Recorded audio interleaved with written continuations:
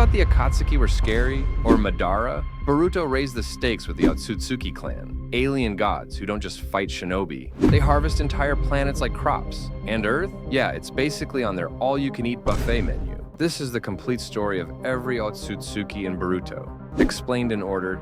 Kaguya Otsutsuki. It all begins with Kaguya. She didn't fall to Earth by chance. She was sent here with Ishiki to plant a 10 tails, grow a god tree, and suck the planet dry. Corporate farming, but on a galactic scale. Instead, Kaguya fell in love with Earth. She even fell in love with a human emperor named Tenji, proving that yes, even alien goddesses make questionable dating choices.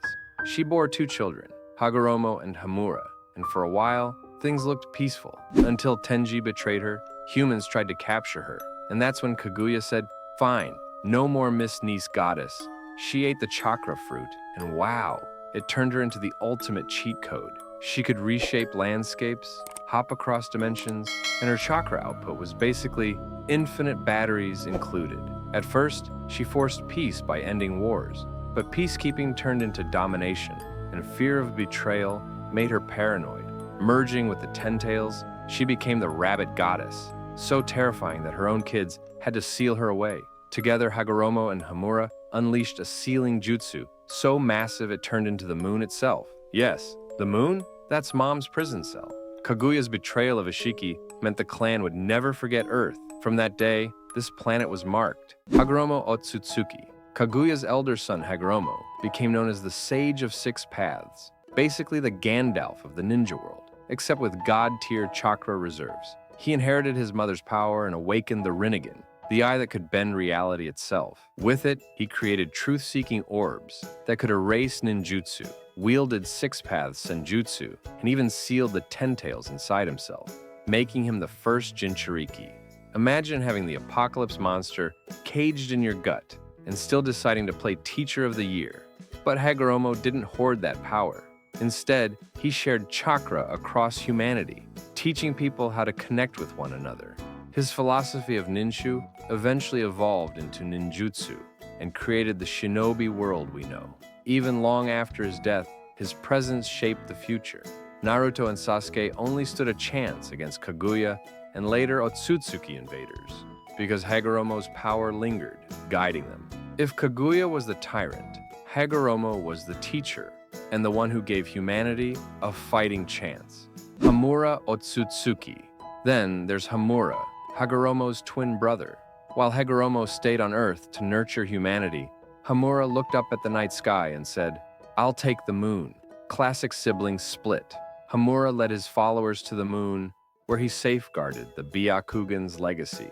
His descendants developed the Tensagen, a glowing celestial eye said to rival even the Rinnegan. Unlike Hagoromo, Hamura chose distance, watching over humanity from afar. His bloodline didn't fade into myth, though. Generations later, Toneri Otsutsuki would awaken the Tensagen and nearly crash the moon into Earth. And Boruto's own mysterious Jogan Eye? Many fans trace his roots back to Hamura's lineage. Quiet brother, big legacy. He didn't just leave Earth behind. He left mysteries that Boruto is still unraveling. Kinshiki Otsutsuki. Next came Kinshiki, a towering warrior built like he ate mountains for breakfast. Kinshiki wasn't about subtlety. His power was raw, brutal, and direct. He could forge massive axes and blades out of pure chakra, swinging them with enough force to slice landscapes. His strength was so overwhelming that Sasuke struggled against him, and even the Kage had to team up to slow him down. But Kinshiki wasn't the brains of the operation. He was the loyal muscle, the bodyguard, who did the heavy lifting. And in the end, loyalty defined his fate. Faced with defeat, he allowed Momoshiki to absorb him, sacrificing his body to give his partner a terrifying new form. It was the ultimate sacrifice, and possibly the worst teamwork exercise ever. Momoshiki Otsutsuki. If Kaguya cursed Earth and Ishiki scarred it, Momoshiki is the Otsutsuki who refuses to leave. Momoshiki's Byakugan gave him perfect vision of chakra, but his most terrifying power came from the Rinnegan embedded in his palms. With a single gesture, he could absorb any ninjutsu, amplify it, and hurl it back. Imagine throwing a Rasengan at him, only to get flattened by a Rasengan XXL. When Kinshiki sacrificed himself, Momoshiki mutated into a winged, godlike form. In this state, he fought Naruto, Sasuke, and the 5 Kage all at once, shrugging off their strongest techniques. For a moment, it looked like the shinobi world was finished, but Boruto, the rookie, landed the final blow. With a Rasengan powered by Naruto and Sasuke, he struck down the invader. It was like a kid dunking on an NBA All-Star. Impossible, but unforgettable. Except Momoshiki didn't die. Before his body dissolved, he branded Boruto with the Karma Seal, planting his own soul inside him. Now, Momoshiki lives on, literally rent-free in Boruto's head. Sometimes he takes control in flashes, other times he whispers his ominous prophecy. Those blue eyes of yours will take everything from you. Momoshiki isn't just Boruto's enemy. He's his shadow, his curse, and maybe his future. Urashiki Otsutsuki. Then there's Urashiki, the fun uncle of the clan.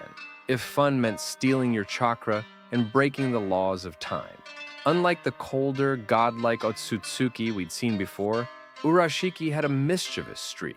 He laughed during battles, toyed with his enemies, and treated chakra theft like a game. But make no mistake, his powers were terrifying. He carried a strange fishing rod weapon that could literally hook the chakra out of his opponents and reel it in like he was on a cosmic fishing trip. With his Byakugan, he could track chakra across great distances, and his Rinnegan wasn't just for show. He could shift its color and teleport instantly between locations. And then there was his most broken trick, time travel. Using his Rinnegan, Urashiki could leap back into the past, giving us the time slip arc, where he clashed not just with Boruto and Sasuke, but with a young Naruto back in his academy days. The arc was divisive. Some fans loved the nostalgia, others called it filler, but it revealed something crucial. Urashiki proved that the Otsutsuki aren't just planet harvesters. They're so far above humanity's understanding of power that even time itself is just another battlefield to them. In the end, Boruto and Naruto, past and present, defeated him with a Rasengan fueled by their combined chakra. But the damage was done. Urashiki showed the shinobi world that the Otsutsuki threat isn't just about raw strength. It's about the fact they can bend reality itself. Ishiki Otsutsuki. Ishiki was Kaguya's original partner, sent with her to cultivate Earth's god tree. But Kaguya betrayed him, leaving him mortally wounded. Barely clinging to life, Ishiki did what the Otsutsuki always do. He looked for a vessel. The unlucky host was a wandering monk named Jigen. Ishiki literally shrank himself down to microscopic size and crawled inside his body, feeding off him like a parasite. From that moment on, Jigen's life was no longer his own. Ishiki used his body for centuries, slowly preparing for the day he could be reborn in a perfect vessel. His eye technique, Sukunahikona, let him shrink anything, weapons, living beings, even himself, to microscopic size in an instant. Paired with Daikokuten, a pocket dimension where time didn't flow, Ishiki could store shrunken objects and summon them back instantly.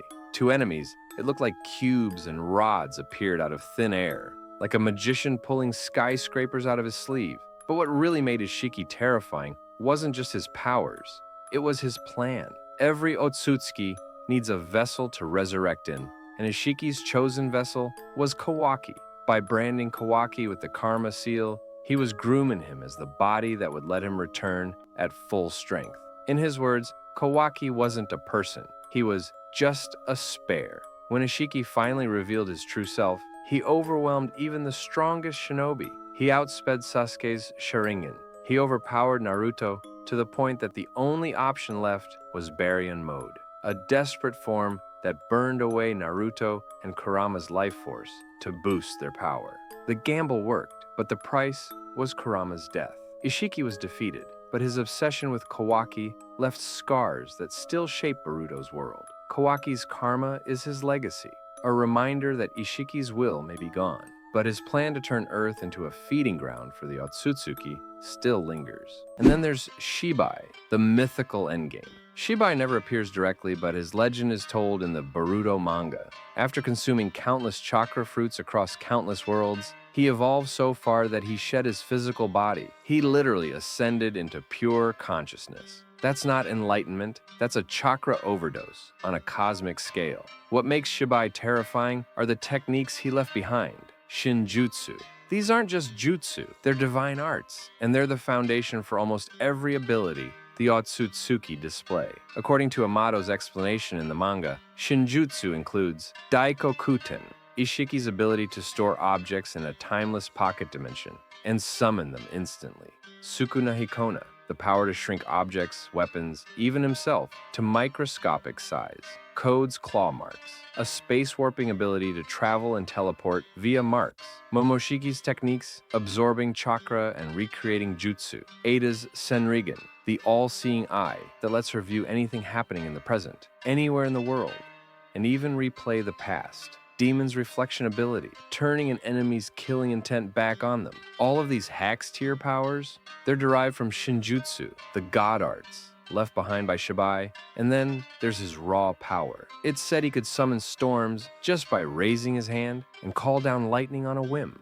Entire natural disasters bent to his will. So while Shibai doesn't fight in Boruto, his presence is everywhere. Every overpowered ability in the new era, from Ishiki's cubes to Ada's Senrigen, is just a shadow of Shibai's divine arts. Shibai shows that the Otsutsuki aren't just invaders. They're climbing an endless ladder to godhood, and he's proof of what waits at the top. So that's every Otsutsuki in Boruto, explained in order. The Otsutsuki aren't just villains. They're farmers of worlds, parasites of destiny, and gods in the making. The real question isn't if another will appear, it's when. Which Otsutsuki do you think was the most dangerous? Kaguya, Momoshiki, or Ishiki? Drop your thoughts in the comments, and don't forget to subscribe for more anime breakdowns.